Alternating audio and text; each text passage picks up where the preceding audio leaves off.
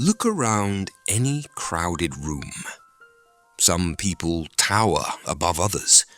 Some stand eye to eye. And some look slightly up to meet someone's gaze. Height seems so simple. You are tall, you are short, you are somewhere in between.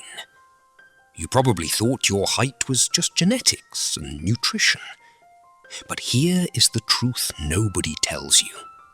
Your height is a biological resume.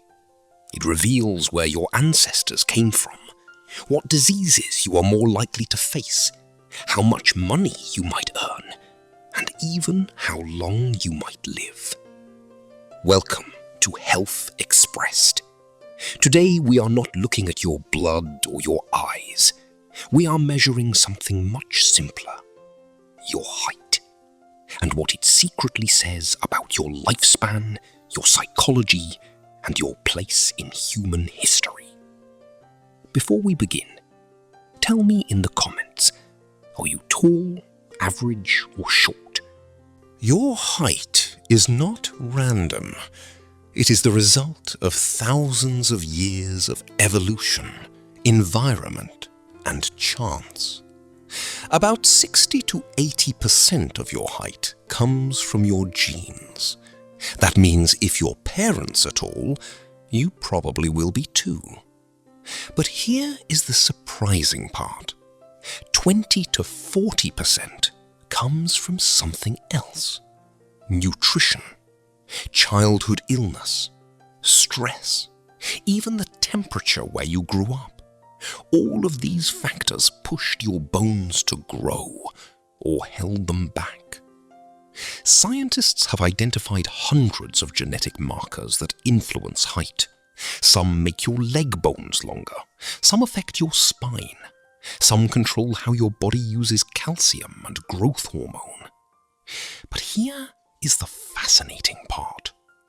Different populations around the world evolved different average heights for a reason. And that reason is not random. It is survival. Let us travel back in time.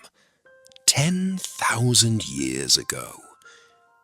Early humans were generally shorter than modern humans. The average height for a male hunter-gatherer was about 5 feet 5 inches. That is about 165 centimeters. Why so short? Because food was not always guaranteed. A child who grew slowly during a famine would end up shorter as an adult. But that same child was more likely to survive because their body needed less food. Then came the agricultural revolution. Farming provided more stable food, and human height increased. But only in some places. In Europe, average height dropped again during the Middle Ages. Why? Poor nutrition, disease, cold climates. People got shorter because life got harder. Then something remarkable happened. In the last 150 years, humans have grown taller than ever before. The Dutch went from being one of the shortest populations in Europe to the tallest in the world. The reason? Better nutrition, less disease, modern medicine. Your height is not just your genes. It is a report card on the health of your childhood. Now let us talk about the question everyone wants answered. Do tall people live longer, or do short people?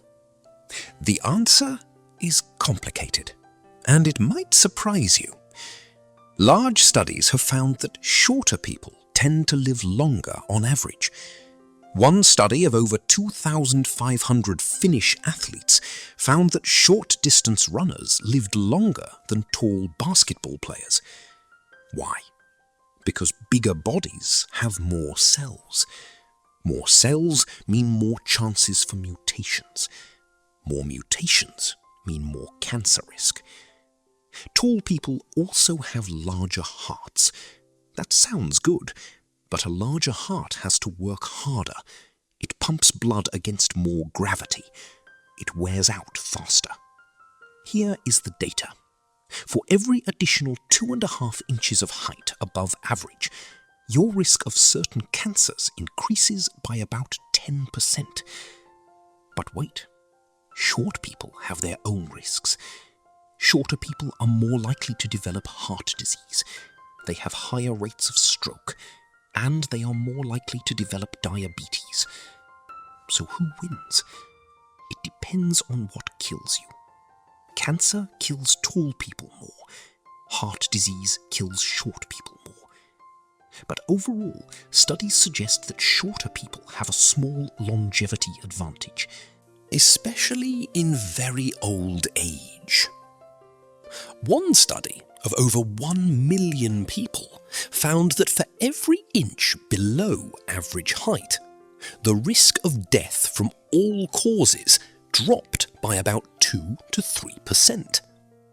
That is not nothing, but it is also not destiny. Height does not just affect your body, it affects your mind, your confidence, your income, even how people treat you before they know your name. Psychologists have studied this for decades. They call it the height premium. Taller people, on average, earn more money. One study found that every additional inch of height correlates with an extra $700 to $800 per year. Over a 40-year career, that adds up to almost $100,000 just for being taller. Why does this happen? It is not because tall people are smarter. It is because society treats tall people differently. From a young age, taller children are often seen as leaders. They get more attention from teachers. They are chosen for team sports. This builds confidence. And confidence leads to asking for raises, leading meetings, being seen as authoritative. But here is the other side. Shorter people develop different strengths. They learn to be funny. They learn to be persuasive. They learn to read a room quickly because they had to. Studies show that shorter people are often better at negotiation. They take more calculated risks, and they are less likely to be targeted as threats. In certain dangerous environments, being short was a survival advantage. But being tall is not all good news. There is a shadow side. Tall people have higher rates of suicide. This is a disturbing but consistent finding. One study of over 1 million Swedish men found that the tallest men had a significantly higher risk of suicide than shorter men.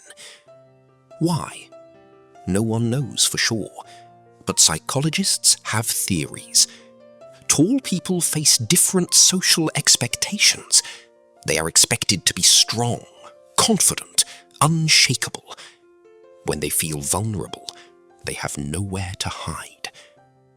Tall people also face physical pain, back pain, joint pain, knee problems.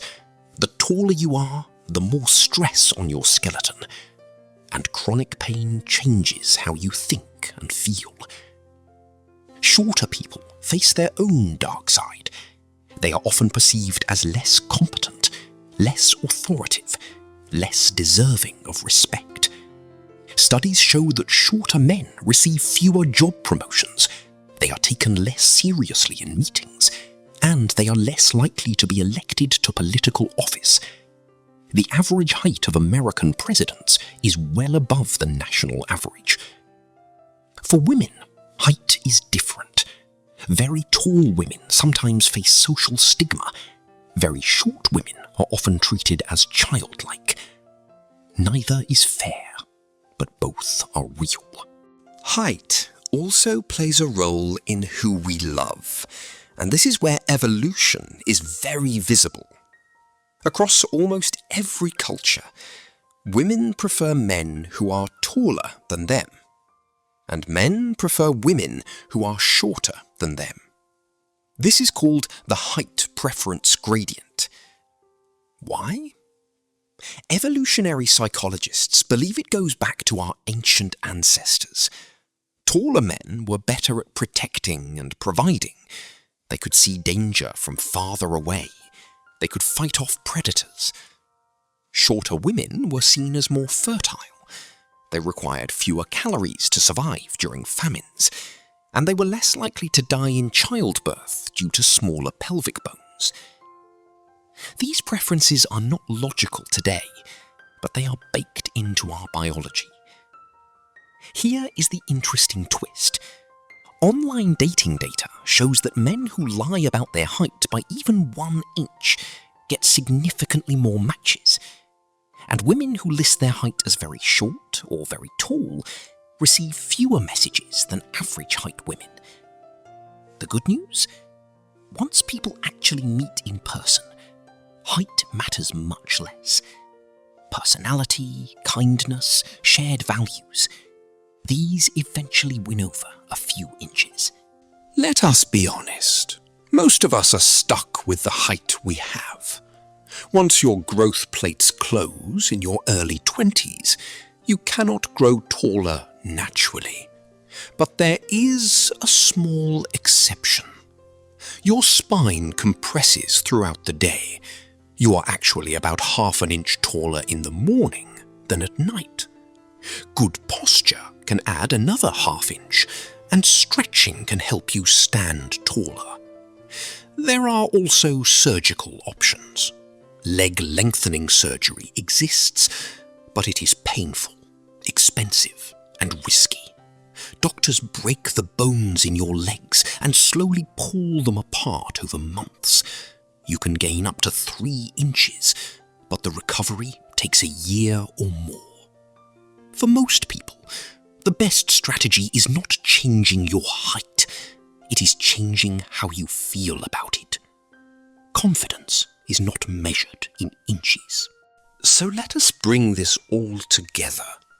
What does your height actually say about you? If you are tall, you likely had good nutrition as a child. You may earn more money, but you also face higher cancer risk and more back pain, and people expect you to always be strong. If you are short, you may live slightly longer. You may be a better negotiator, but you also face bias in the workplace, and you have higher risk of heart disease.